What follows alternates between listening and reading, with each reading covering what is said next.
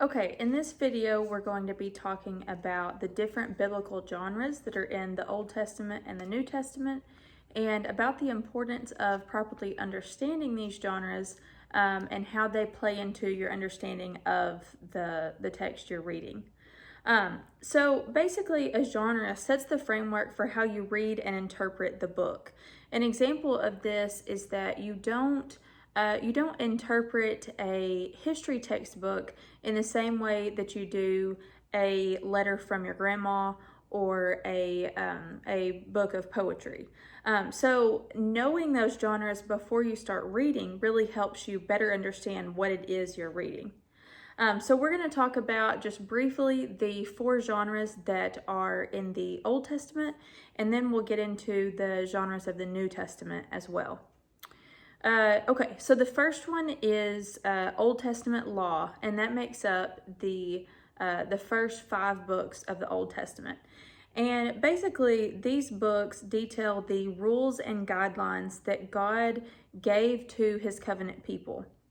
And it kind of tells the story of how God gave these rules and how the people responded to them. So as I kind of talked about a little bit in a previous video, God wanted his people to be different, to be set apart from the rest of the other people groups. And so this law, or these books in the law genre, kind of lay that out and show how it was that God wanted these people to be distinct. A lot of these include civil or ritual laws, and they do not carry over to the New Testament.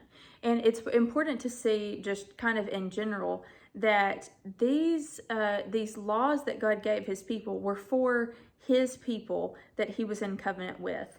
And so those do not apply to anyone today in the same way that they did to his people that he was in covenant with at that specific time. So then the next genre is history, and there are 12 books in the Old Testament that fit in this genre.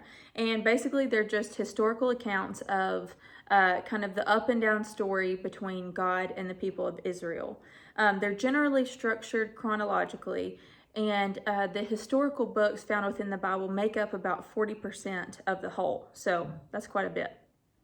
And then next is the Old Testament poetry and wisdom books, and that includes Psalms, Proverbs, Ecclesiastes, Song of Solomon, and Job.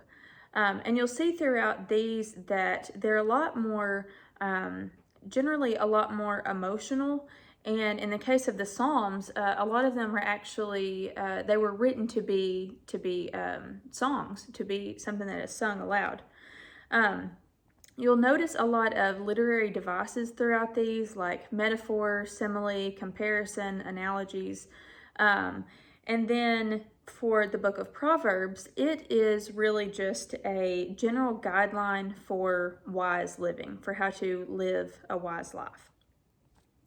And then finally, they're making up the last part of the Old Testament is the books of prophecy. And there are 17 in total, and 5 of those are considered major prophets, and then the other 12 are minor prophets. And that's not that the majors are more important than the minors, it's just on the basis of how long the books were. So basically, a prophet was the spokesperson or the messenger for God to the chosen people.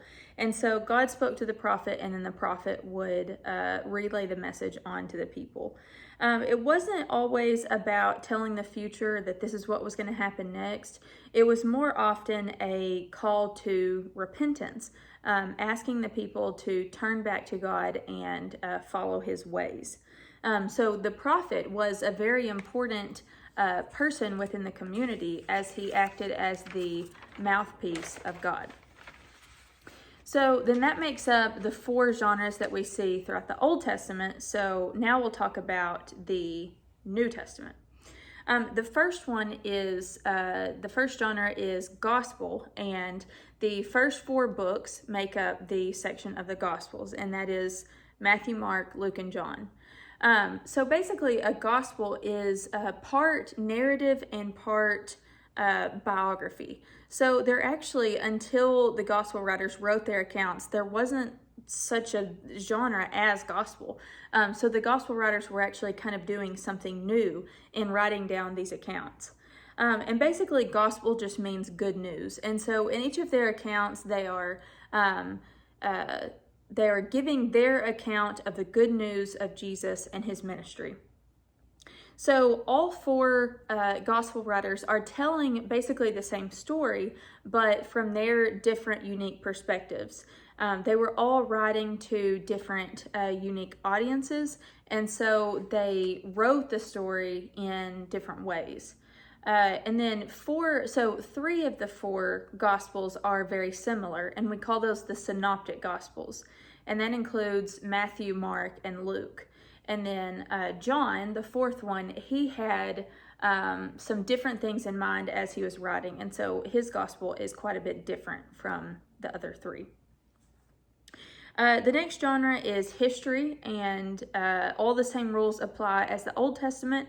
There's only one book in the New Testament that fits this category, and that is the book of Acts. And basically, it just tells the story of the early church. It starts with Jesus being risen, Jesus being alive again, and before his ascension.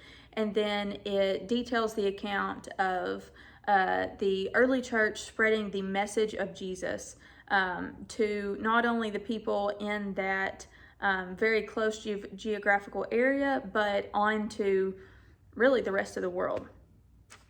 And you can kind of see an overlap between Acts and the epistles, the letters, because you will see in how Acts kind of gives the history, the story of the missionary journeys like that Paul takes, and you'll notice that Paul's letters include a lot of the same places that are named in Acts. So it shows how the story all fits together. And then the next one is epistles. So there are 21 letters in the New Testament. 13 of those were written by the Apostle Paul, and then the other 8 are general letters that were written by others.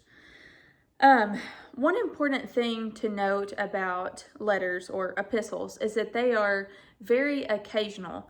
And what I mean by that is you have to understand that they were written by a specific person to a specific person or group of people at a specific time for a specific purpose.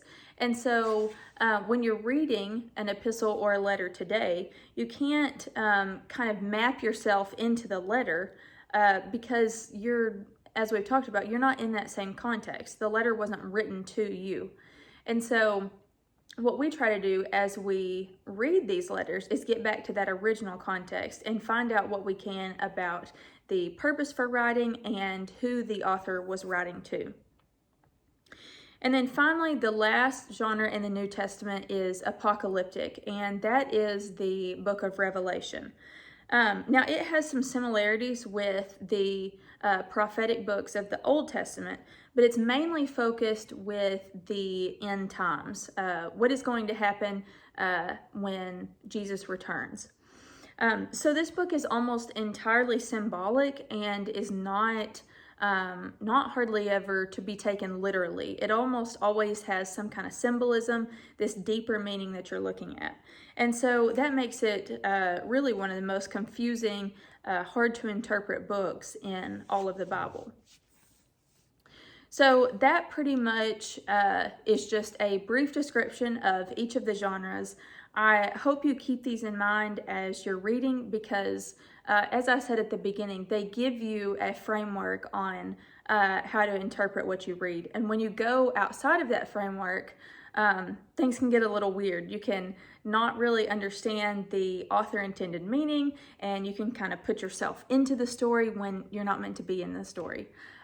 So hopefully this has been helpful, and then you will also, in the next videos, we'll be talking about the New Testament context to help you better understand the world that the New Testament was written in.